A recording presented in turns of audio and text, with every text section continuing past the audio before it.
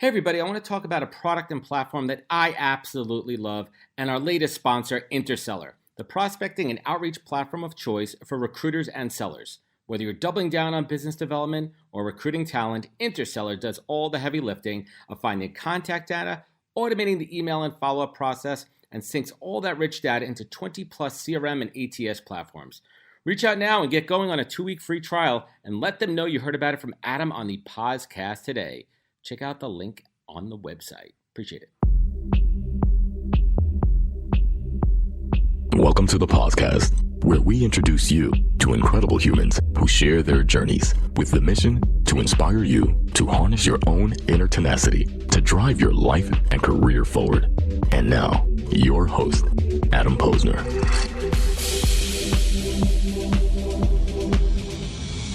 Hey everybody, welcome back to the podcast. We're bringing the best and the brightest in the world of business, marketing, and entrepreneurship to help you harness your inner tenacity and drive your career forward. My guest today is Todd Kaplan, the CMO of a little soda company called Pepsi. And Todd is responsible for all brand creative, communications, and commercial execution across Pepsi, Diet Pepsi, Pepsi Zero Sugar, while building a long-term strategy and new product innovation for the brand overall. He's been instrumental in creating big cultural movements like bringing J-Lo and Shakira to the 2020 Pepsi halftime show, and making history, Super Bowl halftime show, and making history for the first 2 Latina artists to headline the event. Plus, maybe some of you saw this year's halftime show, and we'll get to that in a little bit. And in less than 2 years, Todd has led the Pepsi brand to major positive sales growth in the last 10 years. And prior to joining Pepsi, he worked for Millsport, a sports marketing consultancy, which I don't even know if he remembers that anymore. It's been so long, where he oversaw the Visa International business. And Todd has a great pedigree. He holds a BA in economics from Northwestern and an MBA from a little school called Yale. And Todd has held pretty much every role under the sun at Pepsi and has earned his seat at the top. So let's dig into it and find out more about how he's gotten there. Todd Kaplan, welcome to the podcast. How's it going? We are doing good, my man. How's everything in your world? Everything is great. Everything is great. Can't complain. Awesome. Good stuff. So we are certainly going to get into the career journey because your career is fascinating and there's so much wisdom and golden nuggets to be learned there. But I want to start with the, I guess it's the elephant in the room here, the 2022 halftime show. I mean, that was epic. I mean, let's talk about the movement here. Snoop Dogg, Dr. Dre, Mary J, Eminem, Kendrick Lamar, and 50 Cent. How did you keep the hanging upside down 50 Cent under like, was it planned the whole time that he was going to come in upside down? Was that his call? Let's have an exclusive here. So it's always hard to keep a secret with that kind of stuff, and the confidentiality we have around that whole process is pretty amazing. How we really have a small group that really knows what it is, what the plan is, and all that. And so the intent was always to bring in 50 and to have all of Dre's, call it lineage, as a part of the show and all that stuff. And the upside down thing was really a nod to his video for Up in the Club. That is actually, I don't know if you've seen that video, but if you remember, it's Dre and Eminem in the lab, and they're creating the next big rapper, and they've built almost like Frankenstein 50 Cent, and he comes down with his rock hard abs, from the ceiling and does his thing. So that was kind of a nod to that. Yeah, that was epic, man. I mean, everybody. I mean, you saw Kanye, you saw everybody up in the stands. I mean, it was LA, it was bumping, it was awesome. What was maybe your personally, what were you maybe scared about going into this? Like, what the hell could go wrong? I think a lot of that. Well, personally, I'll tell you, as a I'm from Southern California originally. I grew up on West Coast hip hop. This was a very personal show for me in terms of very exciting, and just seeing a lot of the music I grew up on and all that kind of stuff. But what I would say is, when you do anything at that scale, the scale of the Pepsi Super Bowl halftime show is massive. It's 100 million viewers, right? And it's obviously anything can go wrong when a lot of that's beyond your control. I think at our level of the type of things we were looking at is around, how to cull down a set list to, when you have, that many artists at over 40 plus Grammys, all this kind of stuff. How do you get a 12-minute set list that everyone's going to leave feeling fulfilled and excited? A lot of the logistics. I don't know if you saw, we had a whole second screen experience that we had built around it called the Ultra Pass, where there was a lot of logistics around that, making sure that came out right, and just making sure overall, we do a lot on social media throughout the show as well to make sure we're the most talked about brand. And I think at the end of the Super Bowl, 72% of all conversations about brands were about Pepsi on Super Bowl Sunday. So I think we did okay there. I mean, was there any ever like fear or doubt that it wasn't going to be received well? I mean, with that kind of lineup, I mean, that's like a 99.9% accuracy. It's going to kick ass. Here's the thing, though. Music is always super subjective, right? And there's always somebody who's a hater of this or doesn't like this genre or this artist or really loves that or wants this song or that. But especially when you're playing to such a large crowd of the Super Bowl, you gotta go for the masses. And I think when you look at the range of artists and the range of songs and the impact of how historic this was, we felt really good about it. We knew we were onto something from the announcement at the outset, where literally we broke the internet with all the PR and buzz and everything going on, and then we poured some fuel on it in the lead up. We built this really cool spot called the Call, where we showed all these artists coming together like an Avengers type thing. That was cool. That was totally. Did you catch, on a side note, there was a viral clip that went around of Eminem talking to Al Michaels? I didn't see that one. No. I'll forward it over to you afterwards, but it was kind of a testament to, a lot of rappers out there have said that Eminem is quite possibly the best rapper of all time, which is crazy. Some very well-established folks out there, but it was a conversation between Al Michaels and Eminem, where Eminem was just showing so much respect and gratitude to Al Michaels and his craft, and it just really spoke to who Eminem was. Have you had personal interactions with Eminem? Throughout the entire process, the very limited in terms of how we were interacting with them on set, with the Call and with their management, we primarily would do a lot of most of the interactions with. But no, I'm very well versed in M, and he's a class act. He does a lot of great stuff, and it's no surprise. That's awesome. And kudos to you and your entire team. I know that there was a massive team behind it to make something like that happen. And it was awesome. So kudos to that. So let's hit the rewind button here. And, on this show, we love to talk about the career journey, because people probably ask you all the time, how the hell did you get there, Todd? And all they have to do is pull back the curtain and take a look. But I want to go back to your days at Northwestern, which, correct me if I'm wrong, you really didn't expect it to be that cold there, right? That's kind of a shock to you as a Southern Cal guy. I'm a SoCal guy. I grew up with like sand on my feet, wearing flip-flops all the time and shorts and the whole deal. And then going out to Chicago for undergrad at Northwestern, I was like, holy hell, it's cold out here. It was like, -20 with wind chill sometimes, walk into class and stuff like that. So that was a little bit of a wake-up call, but I wanted to try something new and get out. And it was a great school. What I loved about Northwestern was it was you had the big D1 kind of rah-rah football, Big Ten, kind of vibe. And their football team was doing well then. But you also it was a small enough school where it was only about 7,500 kids undergrad. And so it wasn't like a massive, like you're just one of, millions of kids. And it was a really great experience. Really enjoyed it out there. No, that's fantastic there. And let's talk about something that you established there, which was called Ad Shop. And correct me if I'm wrong, is this the first student-run ad agency in the country? Like, how did you guys come up with this? Yeah. No, it's funny. Fact? So, is that a fact? Because I was like first ever. That was reported by the Chicago Sun-Times. So reputable source. Again, I don't know how else, whatever. But basically, here was the deal: is as an undergrad, Northwestern obviously is Kellogg from a business school standpoint is one of the best marketing schools and all that kind of stuff. But as an undergrad, as an economics major, getting into business, it was very kind of liberal arts focused, and there was no real outlet. I discovered I wanted to get into advertising and marketing and this more kind of creative side. And there wasn't really a lot of outlets at undergrad for that. It was like, oh, you can take these kind of classes here. And every time I'd look for internships and talk to people about, oh, you want to work at an agency? They say, what's your portfolio? Have you made any ads? Have you done anything? And what have you done? I connected a couple problems where it was there was this problem of, someone like me looking for experience. And then B, when you are at college and you look at the marketing and the quality of marketing on campus, it's pretty horrible back then. And they just had people taping flyers to posters and on the wall and on street lamps and on the ground. And it was just very untargeted. So I said, hey, what if we created a group of like-minded students who want to get experience in marketing and advertising, created ads and marketing for student groups on campus. And it grew from there, and then we get into local businesses, and we got written up by the Chicago Sun-Times, and it just all that, and it became one of the bigger groups there at the time. It was a lot of fun. And is it safe to say that's really where you got the itch, where you fell in love with marketing and advertising?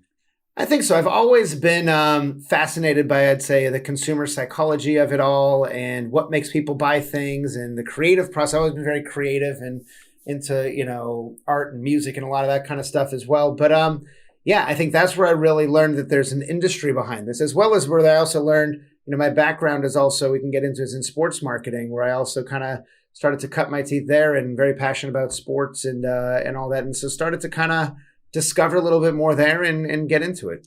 We're going to talk about Mill Sport in a second there, but you mentioned something interesting, which I want to dig into, starting to understand consumer psychology. Do you remember, Todd, that first kind of aha moment in those early days where something clicked about consumer psychology, something that really stuck with you now to this day?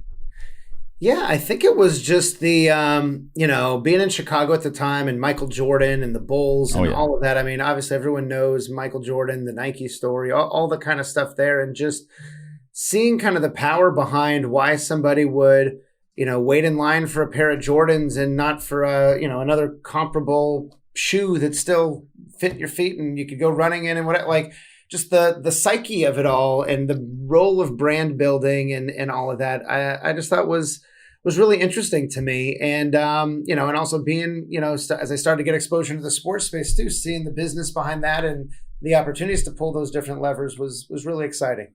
I mean, it's exciting to see it all come together. And, the early roles that you had talking about Mill Sports, specifically on the Visa account, that was an in-house role?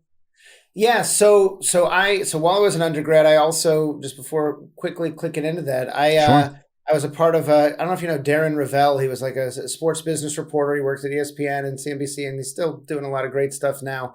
And he was a sports business guy, and I kind of worked with him on his sports business radio show, doing the sports business beat and trying to get her. I interned at Fox Sports Net Chicago when I was an undergrad in the U.S. Olympic Committee.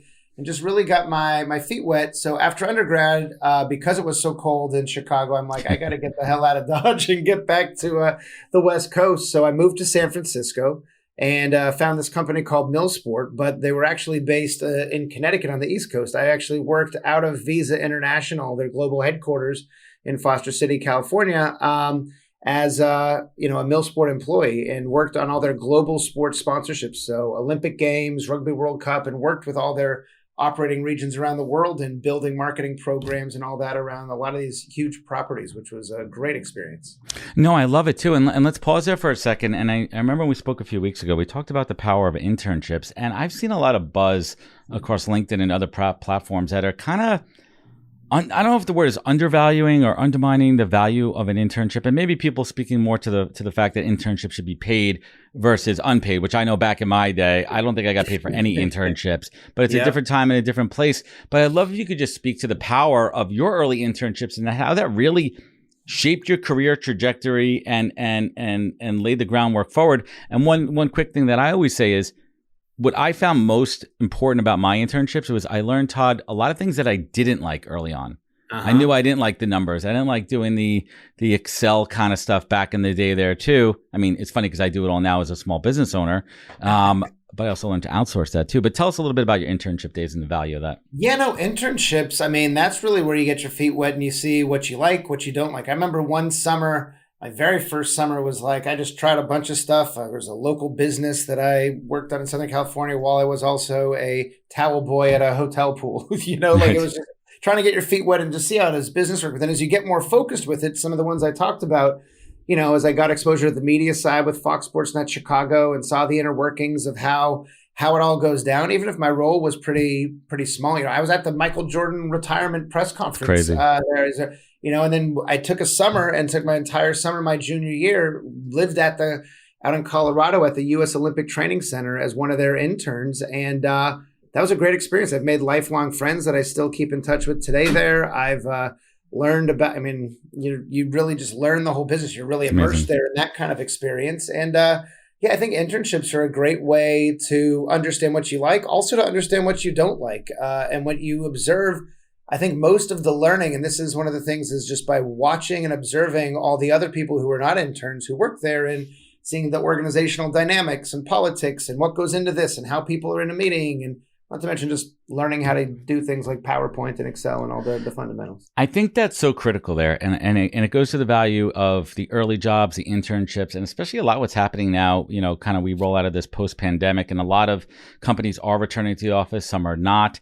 And I really, truly believe that a lot of the younger workforce out there are losing those opportunities to physically see the interactions of senior level executives. You can't replicate that on Zoom. I got to tell you, that is one of the things that I think people are significantly underestimating about the non-work environment that Zoom has and all that. That there's many great things, the flexibility, the all of it is well documented. But I would say, aside from the formal meetings, if you're a junior person, you're probably in maybe 1 to 2 meetings a month with a very senior person, Right. at best, and you're probably not in the very important meetings where you're seeing them present to other senior people or how they're doing, or hearing them even on the phone from outside their office, or hearing how they're interacting or seeing how they carry themselves. And that's where so much learning is through, I think, watching and observing people in meetings, seeing how they give creative feedback, seeing how politically they change when they're talking to one part of the organization versus another versus a different kind of leader. So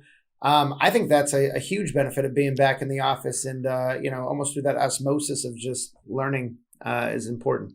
No, 100%. So let's dig into your story of how you get into Pepsi. And I'd love if you could tell, as people like to say, long story long, when you met Indra Nooyi. Is that how you pronounce her last name? Indra Nooyi. Indra Nooyi, the former CEO of Pepsi. And it's really inspiring. I'd love if you could share that story for everybody. Sure. Yeah, no worries. So after working for a number of years at Millsport with Visa in San Francisco, I came out east to business school at Yale, as you do in business school, one of the things you want to do is see a bunch of speakers and just immerse yourself as people come to campus, and they get a lot of really great speakers there. And so Indra came, and she, for those who don't know, was the former CEO of PepsiCo. At the time, she wasn't yet, but she was there speaking and was an alumnus of the school. And I went up to her after the leaders forum there and just said, "Hey, I'm Todd. How's it going? Do you recruit for marketing?" And she had no idea really. And She turned around to Dave Berwick, who was the CMO at the time, and said, "Do we recruit here?" And he said, "Yes, we do." Even though I don't believe they did.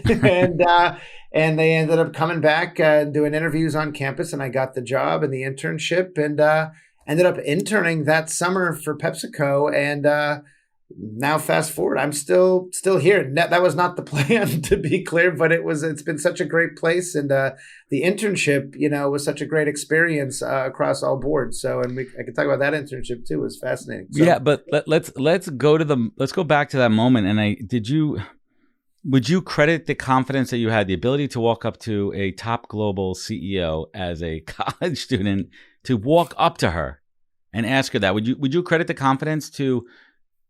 What would you credit to?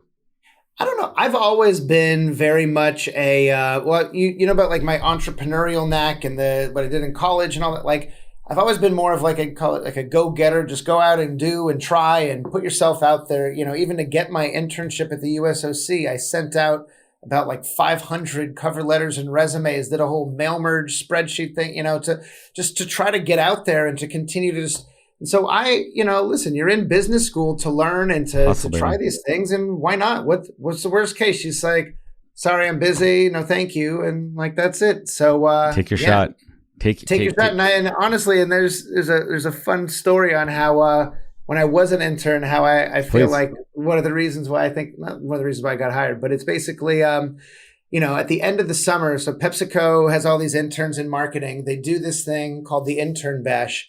Every single year, where basically, they have a big party for all the interns at the end of the summer, but they make them do some sort of silly kind of embarrassing. I mean, it was a little bit of hazing, pre-hazing. It wasn't legit hazing, but it's that kind of stuff.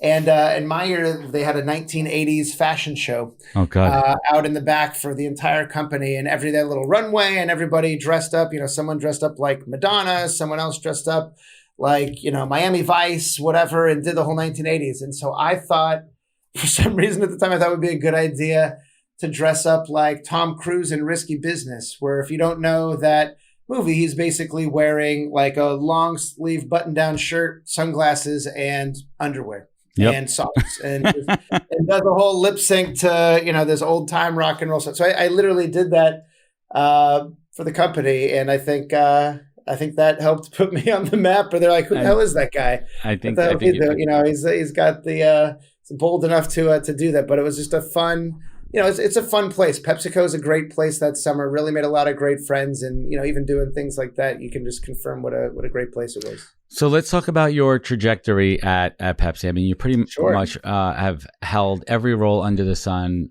promoted up through the ranks there. Looking back on it now, for someone who finds himself at a great organization like Pepsi, and guess what? Some people these days still stay at companies for a long time. What kind of advice would you give them to help them smooth that trajectory through an organization? I think it's one of those that even if you have the best laid plans and your dream of, okay, I'm going to do this role, then this role, like nobody knows, and you don't even know, and you're going to find some of the most fulfilling and valuable experiences in the roles you never thought you would want or thought you would have. You're going to not want the other things. A lot of it's going to be who you meet, who you're working with, who your boss is. There's so many dynamics that I see a lot of junior people get really tripped up on. Hey, if I don't get promoted in the next month, I'm going to fall behind. And oh my gosh. And it's like, listen, like your career is long. It's like a 1 or 2 or 3 month kind of differential shouldn't really make a difference in anybody's thing. Obviously, you want to make sure you have a plan and you're getting the right people engaged and connecting and the right experiences. And so I've really just tried to focus on each of the roles I've taken on, making sure there's new incremental learning and you're stretching yourself and trying new things. And I've always been a big believer of, and I give this advice to people when they take on any new role, is the role doesn't make you, you make the role. And when I think about that, it really is, so many people are like, oh, I don't want to work in this part of the business, or I don't want to do what so-and-so's doing. And I'm like, you don't have to do what they're doing. Actually, you just have to do that job. You can redefine it within certain parameters to make it work harder for how you see that job. And that's kind of what I've done in all the roles I've come into, whether it's the sports marketing role, whether it's the water role, coming in and starting new brands like Bubbly. And we're going to get to that. All the way to, currently on Pepsi. It's just, you make your own role, I love that. Make your own role, but the ability to do that comes with a couple of things. Correct me if I'm wrong. You have to build up the relationship and the cred equity within the organization. You can't just come rolling into a company and be like, I know you guys hired me for this role, but you know what? Screw that. I want to do something else. You can't just do that. So two follow-up questions I have here, and the first one is, there had to be some mistakes along the way, early on, later on. I'm sure you're still making mistakes now, of course, but again, the show is about those key learnings. I mean, what was one of those big stumbling blocks early on during your time at Pepsi that you really learned from? And maybe it was going from a small organization to this large global conglomerate. It wasn't even that as much as like I said, I think the big learning at a place like PepsiCo is you got to bring everybody along with you on the way. It is a big company. You got matrix management. You got to get buy-in. Stakeholders throughout all of it. And I think while you're super junior, as you think of the tasks and what you're accountable for, you're much smaller focused things. And as they get bigger and bigger and bigger, your roles and your job affect more and more people, which means you need to bring more and more of them along the way. And I think as I was pretty head down and really focused, and I'm a big driver and go, I think early on, even in like my in my sports role in the first year or two, was just a little bit, I would just go fast and go quick and get it done, and wouldn't really look up or left and right a lot to say, oh my gosh, I probably should have connected with this person first, or I probably should have, aligned a little bit better there. And so you learn a little bit more over time. And as you also get into becoming more of a leader versus a doer, how to really influence others and bring others along with you along the way, rather than just kind of keep your head down and run. And it's a really critical skill, I think, in any company as you really hone that and continue to move. And that's incredibly solid advice. And I'm sure along the way, in the couple of decades that you spent at Pepsi, I'm sure you've been poached. I'm sure have you had the thought of leaving? Yeah, there's always people reaching out and external things coming up, and you'd be silly not to be like, okay, well, what is that? And look around, and all that stuff. But listen, for me, I'm somebody who, as long as I'm challenged, as long as I feel like I have continued room to grow and am continually evolving and pushing myself, I think you'll find great. And what's been great about PepsiCo is, you look at me on paper and say, oh my God, you've been there for 15 years. I've changed jobs every like 2 to 3 years. So I feel like I've had a million jobs and continually changing jobs. Now it's within the same company, but I don't think people also realize how big PepsiCo is. I've done food service, I've done water, I've done Mountain Dew, I've done, sports marketing. You've done the do.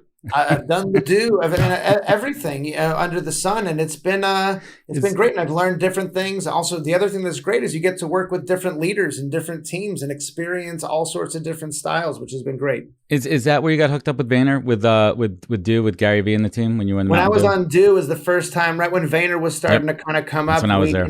We connected with them. Yep, and Gary and AJ and the whole crew there we started working with, and then it was just kind of kept from there and kept in touch with Gary, and now even on Pepsi we're doing a lot with them in various different ways. So that's exciting. And I think I saw you're on the VCon lineup, right? I am. I'm on the VCon lineup. Yes, that'll be fun. Are you going out there? I am going out there covering the podcast out there, so we could do a follow-up interview. I got media credentials, so that's going to be pretty exciting. Hey everybody, first I'd like to thank you all for spending time with me and my guest on the podcast. This show is my canvas to showcase amazing people from the world of recruiting, entrepreneurship, and leadership, and unpack their career journeys for everyone to learn from. But this show is also a business generator for me, as well as creating thought leadership and endless amazing content. And I've taken what I've learned in the past 3 years and over 200 recorded and 100 live shows and distilled it down into a digital playbook that I call the Pause Course. Now you could learn how I build, manage, and produce the podcast and use it to drive real business development and relationships. Today I'm sharing all of my secrets behind the podcast, and you can get it all at thepausecourse.com. This course is for anyone, whether you're starting out or an advanced podcaster using it for B2B and B2C. It's filled with all of my insights, learnings, tips, tricks, and templates. So get it now at thepausecourse.com and learn all my secrets. Thanks. I want to go back to Bubbly. That's an interesting story because creating a new business within an existing business, new product lines and everything. Let's talk a little bit about that adventure and some of the ups and downs of building another tremendous brand within a tremendous brand. Yeah, so I came into the water portfolio to lead our water portfolio, and at the time we had Aquafina, which again, we still have, and it's a great brand and the number one mainstream water in the US and all that. But as you look at the water category, it's growing like gangbusters. You got sparkling water, premium water, coconut water, alkaline water, enhanced every water. It's like CBD, THC water, you have everything. Yep. Everything. It is going crazy and exploding with growth. And as a big company, we weren't really doing much. We were like, well, we got Aquafina sparkling. We got water and sparkling water. We got water and bubbly. Yeah. And so the question was like, hey, well, what could we do differently? And so I really came in there, took a very consumer first approach on how we built a framework to how we looked at the water category, and it said 3-year plan. Year 1, we were going to launch our first premium water, which ended up being Life Water, which is a premium water that has art on the outside of the labels and was from this insider that people carry the bottles around with them all day. And it's almost like a badge in the role that the art and the packaging and the distinctiveness and the sea of sameness could play. And I think for the second year, it was like, hey, sparkling water. There was this brand called LaCroix that was growing like gangbusters, but kind of by accident. They're kind of a cult following that took off. Yeah, it is, but it was kind of a, it was almost by accident. They've been around for like 20 years prior, and they just kind of started taking off because they had this kind of quirky look and feel and millennial. Basically, the insight was people were looking for the fun of a soda with the permissibility of a sparkling water. And because they were so much not like every other sparkling water, which was about purity and blue and flavors and colors and neon. And they had weird flavors and kind of this quirky throwback kind of thing going on. There was a lot there. And we said, listen, like we can probably build a better mousetrap really from, true consumer insights, and this power of, the real insight was that these millennials at the time who were driving the category growth had this insight around adulting is hard.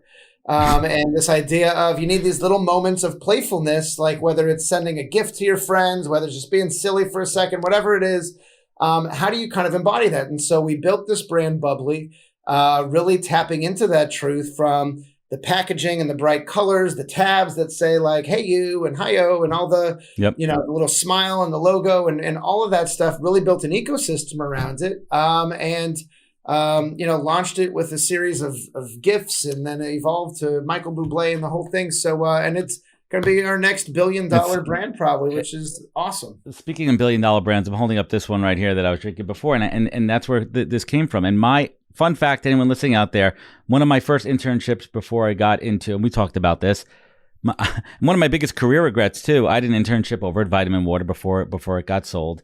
And I learned about brand marketing, and I sat next to the copywriter who wrote these.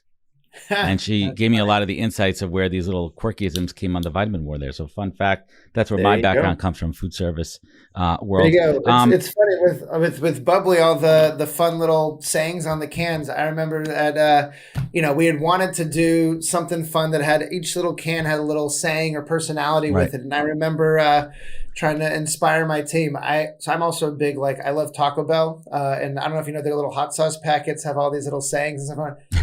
I got a bag just filled with hot sauce packets and just dumped them on the desk of this woman on my team. And I said, hey, here's some fun inspiration. What would be something that, as we think about our brand voice, how would we want to talk to consumers from our packaging? What are things? And we started the process there, and it was a lot of fun. I think you just want an excuse to get a boatload of Taco Bell and expense it back to the company. Let's be honest here, Todd. Let's cut the bullshit here. Mexican pizza, a few chalupas. I got the whole. Listen, I got the Crunch Wrap Supreme. I can Taco Bell all day long, man. That is my jam. I love it. Good stuff there. So I want to hit the rewind button again, and I hope that the PR team that's listening here doesn't scold me for this one. But I think it's been long enough where we could talk about the Kendall Jenner Live for the Now. What was the biggest takeaway coming out of that one afterwards when you did the postmortem?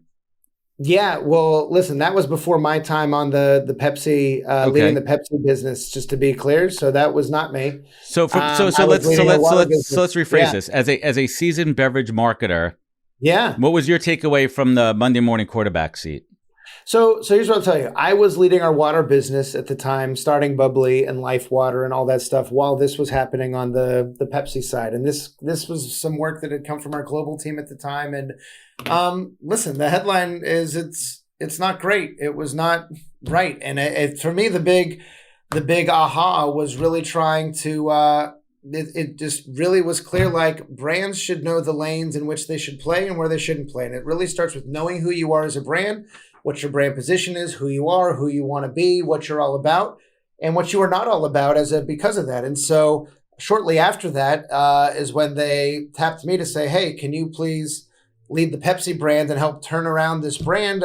Clearly, as the brand had been flailing and having some difficulties from a business and from a brand standpoint, had 10 years of declines in the business, and this thing happened just prior. And so coming in, I had to really start from scratch and say, well, let's just start with the consumer. Who are we really talking to, and what are we trying to be? And it was clear we were trying to be in a space and a brand that was not what the brand really is and how it is culturally perceived. So that was a good starting point to really start our journey and get into who our consumers are, which has led us to the repositioning and great turnaround we've had today, where we've now had 15 straight quarters of growth on this brand after 10 years of decline. So, and that's awesome. And the more I listen to this and I hear about your background and your upbringing, and you have this entrepreneurial spirit, has there ever been that pull to the other side of going out on your own and starting something, creating something? Do you have any kind of side hustles, hobbies on the side that kind of fuel this? Of course. Yeah. Listen, I am, and anybody who knows me knows I'm like I cannot shut my brain off, and I'm an idea generator, just always thinking, looking, trying to experience new things and culture and stuff. And so, yeah, I have always, I have that knack no matter what I'm doing. And, some hobbies, and I've gotten into NFTs and all that kind of stuff. And we'll get there. Into Web3, which is kind of fun. I've always done that. But I think at the end of the day, as your life evolves along with it, right? I'm married, I have kids in a house. And as you think about what you want to put out on the line and for when and how, right now, I'm quite content at a big company. That being said, I enjoy quite the entrepreneurial chase and the building and the elements of it all. But, I think I've gotten a good blend where I almost view the world of PepsiCo as I've been an entrepreneur starting new things throughout my 15 years, funded by the VC backing of PepsiCo. I love it. That's getting them to unlock all the fun stuff. That's a great way to think about it. Yeah. So let's make that right turn into the future here, and let's talk about NFTs. And I applaud Pepsi with the mic drop being an early adopter. Sure. I mean, we are still, in my opinion, first at bat, first inning of this Web3 world. Totally. Side note: Are you involved in Gary Vee's VeeFriends? Did you get into that? So it's funny. I missed the first minting. I didn't get to the second one as well. So he always gives me shit about it. But it's he's doing great with the VeeFriends property and a lot of the stuff that he's been building. But yeah, I've gotten into a bunch of other projects and stuff. What as much as you want to share, what projects excite you these days, and why so? Like, what do you look for when you're evaluating an NFT project? I think it depends on what you're really looking to do at the end of the day. There's a lot of people who have these kind of like, call it the get rich quick schemes. And that's not paper hands for me. Paper hands. I'm not the day trader. I'm not looking to kind of do this. I want to kind of part learn and then part just do what I like and all that stuff. And obviously if it appreciates, that's amazing. And so there's some stuff that, like that I just really dig the art. And I think it's really provocative, whether it's, I don't know if you know, Creature World is super cool. I like Woman in Weapons is, I think, super cool. Flower Girls, things like that. And then I've also started to get into some of these more historical NFTs, if you will. Like, Are you buying the Constitution? Are you part of that DAO? Not part of that one. But, that's crazy, right? They have the ability. Totally. But that shows the power of it. Yeah. There's the Wrapped Strikers, which is like the first ever sports card that was traded on Ethereum. There's Curio cards, which is supposedly the first NFT. I got a Curio card, so I've done some of those. And then obviously, just try and futz around with some other fun ones and things like that, and just to explore. I bought like one of Snoop's, songs. Oh, those are cool. And just trying to see new stuff. For me, I love that side of it. Royal, they're doing the music licensing and the whole NFT royalties. Like you could own a part of a track, part of a song. You could own a beat. Crazy. You could own a beat to it. Yeah, not like I'm going to do anything with it, but I have it. No, it's awesome. And I think it's really changing the game and the way people think. So as much as you can are willing to share, I'd love if you could kind of get into like Pepsi's mindset around the NFTs and the mic drop project and what that looks like from a long-term perspective and a short-term perspective, especially how it keeps customers and the audience engaged. Yeah, I think there's a few things. I think one is, we're a brand that prides itself on being on the cutting edge and trying and pushing where culture's going and all of that. And this is a space, I'm confident this is not a fad. I think this is as significant as the creation of the internet in terms of what it will do and disrupt the future of business, how we interact. And so I think getting dirty early in the space, really understanding what it is, what it isn't as a company is really, really important. I think for Pepsi as a brand with such a deep heritage in music, we talked about the halftime show. You can go back to Britney Spears, Beyonce, Michael Jackson, this and that.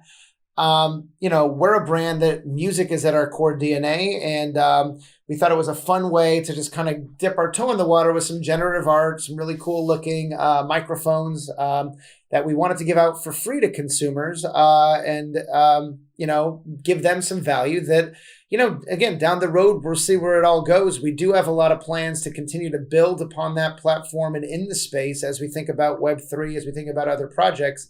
I do think, however, we need to pace ourselves, given there is still a lot to be done from a legal standpoint as you look at, tons. The securities risk, from a finance standpoint, as you look at kind of big companies and all of it to make sure we're being very thoughtful about it. Because the other thing to note is an NFT is forever. Right. It's not like you can just turn it off or whatever. Once it's out and what you're doing. And so you want to make sure you're taking the right steps. And, I've been running around the building, getting a lot of folks immersed in the space, talking to people, really understanding, make sure they understand what it is. Because I think the real benefit of this space is around community building moving forward. And we haven't done that quite yet, to be honest, as the mic drop, but that is in the cards in the future of where we see it going and how we see it engaging with the ultimate metaverse in the future. And I love that take on it, Todd. And I agree with you. I think right now it's the educational phase. And I think if you look at Gary as an example, he's doing a tremendous job laying out the roadmap of VeeFriends, but he's also teaching folks for the first time how to get involved and making it very user-friendly. And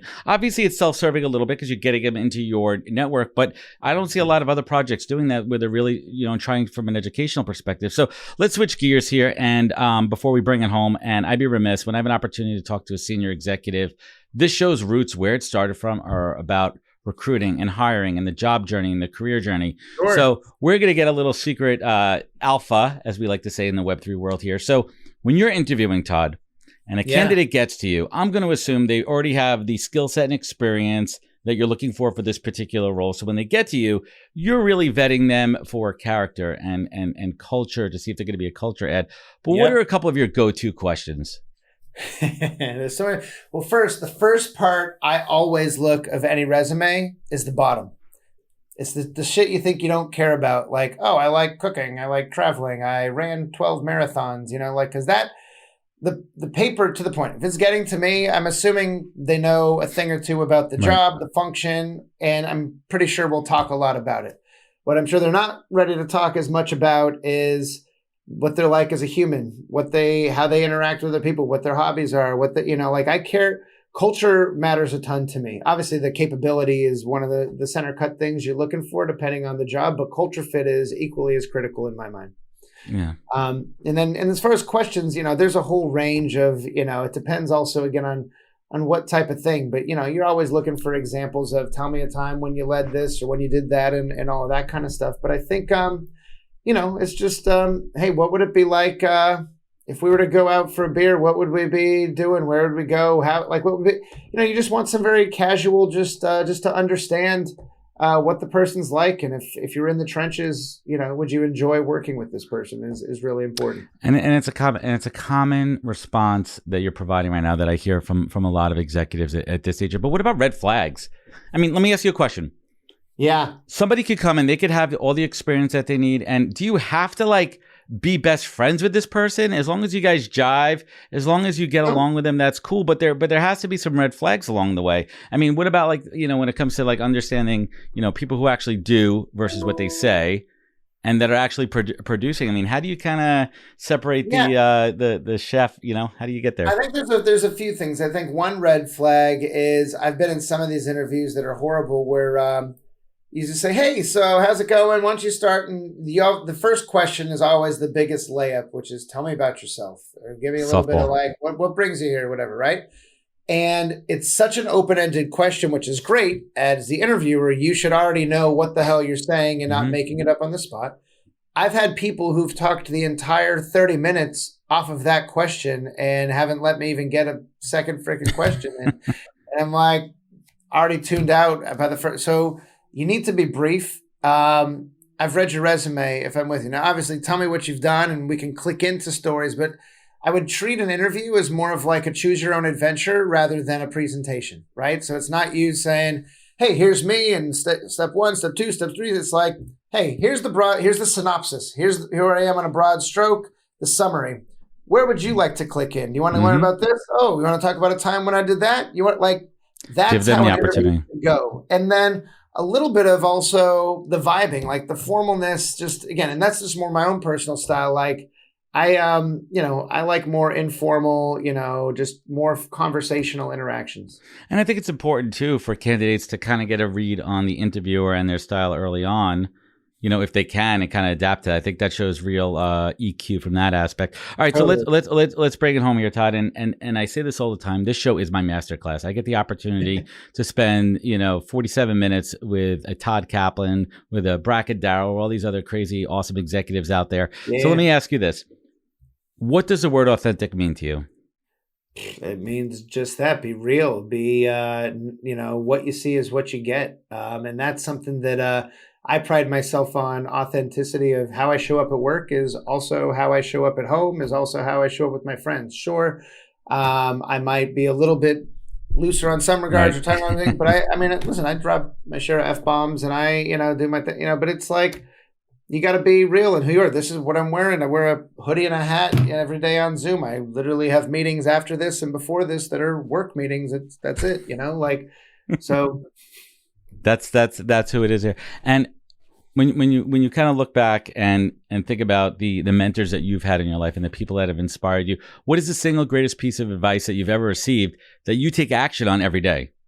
I think there's, that's a loaded question because there's so many amazing pieces of advice, I would say, and amazing leaders. I talk about the rotations at PepsiCo, but I think one of the best that I always loved, and I've kind of turned this into my own analogy that I can kind of share with you as well, but it's this idea of what got you here won't get you there.